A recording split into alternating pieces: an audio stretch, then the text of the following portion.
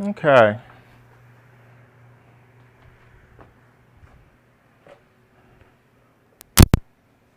Today,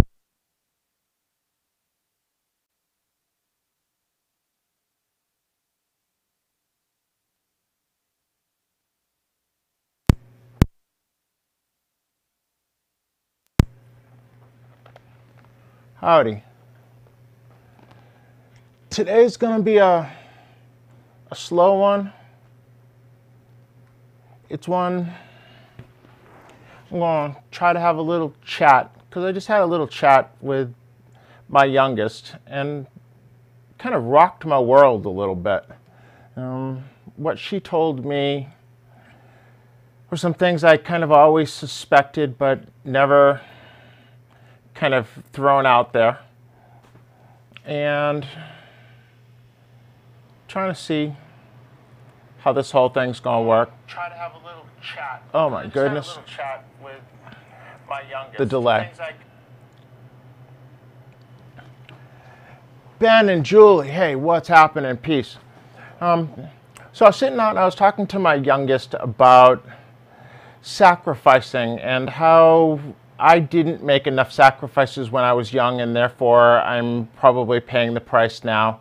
I kind of gave an analogy, and though it's not 100% based on my life, but the stereotype of that 10th high school year reunion when you go back and the people who were the popular athletic people, maybe the cheerleaders, you know, they're the ones who are still in the hometown doing the same old, and then there comes in that guy. And that guy was the guy who had the pocket protector and the goofy glasses and had spent all of his life working on doing right. And right had finally paid off, that the glasses were gone, LASIK surgery or contacts probably back then or whatever it happens to be, and driving the nice car and having the trophy kind of wife who was probably also uber successful based on the fact that that was who he attracted. And she was probably also that same kind of person. And so now I'm going back to that place of being super stereotypical about that time and talking about, well, from my point of view, from the guy's point of view, and the guy being the one being super successful. But it was also the girls who went off and had done all the right things and hadn't spent as much time probably at the parties and things like that. And they were doing super successful. I was trying to instill in her this sense of it's okay to give up some things now in order to get what you want later. After all, that is what being a coach is about getting people to do the things they don't want to do, or maybe not do some of the things they do want to do in order to get the things that they want to get. So I had this long talk. We sat outside, just the two of us, and beautiful night, actually pretty hot, and probably get pretty hot in the studio here in just a second. But we were outside, sitting outside. We had a couple hamburgers and some homemade French fries, and we were just kind of talking about things. Just to put a little in perspective, she's a freshman in high school. She's 15 years old. She trains full-time at tennis, not with me. I'm not in the tennis world anymore. She trains at another program with a lot of friends, does online school to enable herself to have enough time to be able to train full-time. She very much wants to play college tennis at William and Mary, isn't talking about being a pro. But then she started talking about this young lady who I know because I used to coach her as part of this little friends group that my daughter had when she was younger, who doesn't want to do anything other than be a tennis player. And talking about how she doesn't quite always get the respect that she should get, and how some things that are said to her by other people and sometimes adults kind of rip her of her confidence. And I said, well, you know, it's not often somebody's going to be like me. For me, I look at it as everyone's the same, everyone plays everyone, give everyone a chance to play everyone, and I'm never going to belittle a young person, particularly one who has a super high dream, one who might act more like they don't ever want to be there. I probably would have struggled with that and been sarcastic, because I do have this nature of being sarcastic at times. But to see someone who has this dream of being super good, having it, I don't want to say crushed, but where you get to where kids, young teenagers, are in tears in practice based on what is said to them and their now self-belief, or at least their belief of what others think of them, and crushing them, is quite frustrating. So I thought about all of that in the context of, I'm going to start doing more consulting. I'm going to start working with families of young people who have desires to become really good. And I'm going to be monitoring situations, and all of the situations that the child is placed in, and how the people around them are reacting and supporting them.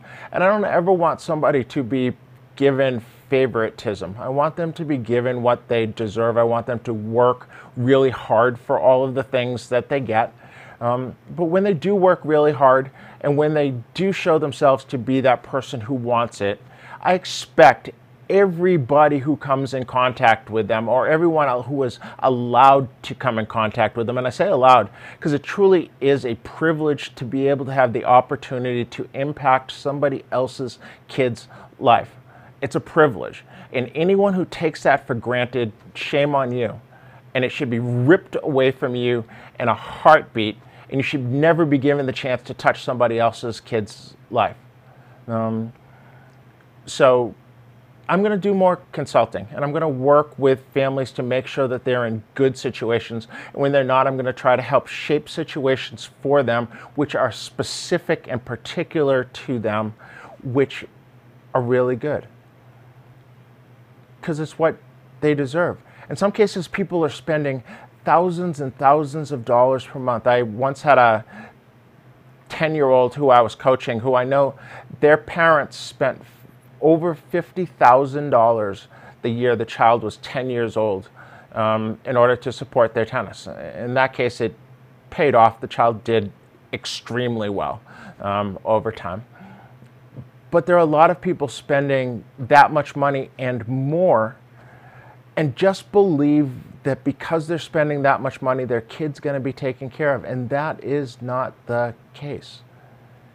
There's a responsibility to make sure to look and see from your child when they come home that they were treated appropriately. And I don't want to say giving favoritism, or that there are a lot of parents who believe that because they spend a lot of money, their kid should be the favorite and should be treated differently. And that is absolutely not the case either. But there are also people who can't afford to spend $50,000 a year, but who want just as much for their kids, whose kids want it just as much, and in many cases more than the kid whose family's spending uber dollars on them. And they also need to be given a chance. And because a kid comes to school in rags, doesn't mean they should be treated differently than the kid who comes to school in the cardigan sweater and the penny loafers. They're the same. They potentially have the same aspirations. One might have more than the other, but it has nothing to do with the clothes. And if you're in a position where you are given the privilege to touch somebody else's kid's life and you're not doing right by them, shame on you. Because the police, the Duey police, are coming looking. And it's just how I'm going to be as a consultant. I'm going to look out for those who are asking me for my advice, and I'm going to make sure that they get out of it what they want. And I'm going to be honest on all sides. There's going to be times when I'm just going to say flat out, your kid doesn't want it. That stop chasing your dreams through your kid. And other times I'm going to say, man, somebody needs to give your kid a break. Let's find somebody who might not be the coach with the greatest reputation and track record of longevity, and they've done all of these great things. Let's find somebody who's young and wants to make a name for themselves through helping your kid become really good. Because oftentimes that's how it works the best, is find that person who's hungry. Don't find that person who wants to talk about what they've done in the past. We've all done things that are great in the past, and some of us want to trade on those track records, but it doesn't really matter. Some of us haven't done anything because, you know, nobody has ever coached a Grand Slam champion until they've coached a Grand Slam champion. Nobody's ever taken a kid from hitting their very first ball to winning a gold ball, what you get when you win a USTA National Surface Championship, until you've actually hit that first ball with a kid and gone through that process. So maybe you're a brand new coach, and maybe you believe this kid, it could be the one, and you're going to turn over every possible stone to help that kid get to where they're going. Those are the coaches that I might be looking for kids who are in my consultancy, rather than just looking for those coaches who have a name. Because what you did yesterday doesn't matter to me if I have a kid that needs you to do something tomorrow. Other than maybe you've been down that path a time or two, maybe you have some awareness of the things that you know definitely won't work because you've seen them not work. You've failed enough times as a coach to recognize, man, I'm not doing that with somebody else again, because there is just no future in it. And at the same time, maybe say, this one has something special. There is that little, I can't quite put my finger on it, je ne sais quoi, what that I'm going to hang my hat on, and I'm going to jump through whatever hoops necessary to help this one get to wherever it is they're going. I don't know. What are your thoughts on the matter? That's kind of what I think about it. It was disheartening, the discussion I had with my daughter, in some ways, because there is one person in particular who I believed in when that person was extremely young. I still believe in that person has a dream, and there are some things being done which might not exactly be copacetic in my world. So that was a little disheartening.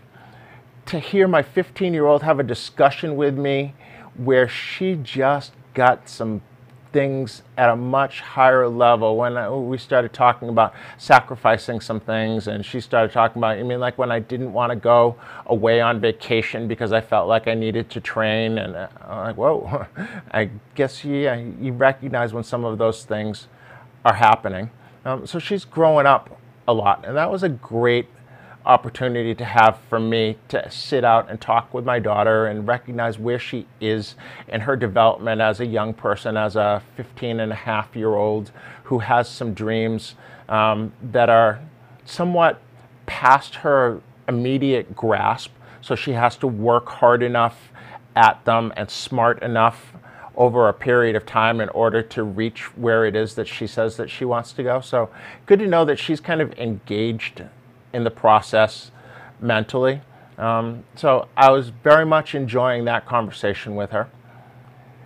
If you have any thoughts about anything I've said, please let me know. I'm going to be back here again tomorrow, popping off about these subjects and more as I talk about it. Some of it might be politics. I've been thinking about getting into politics. I'm very much aware of what goes on. I try not to post my opinion.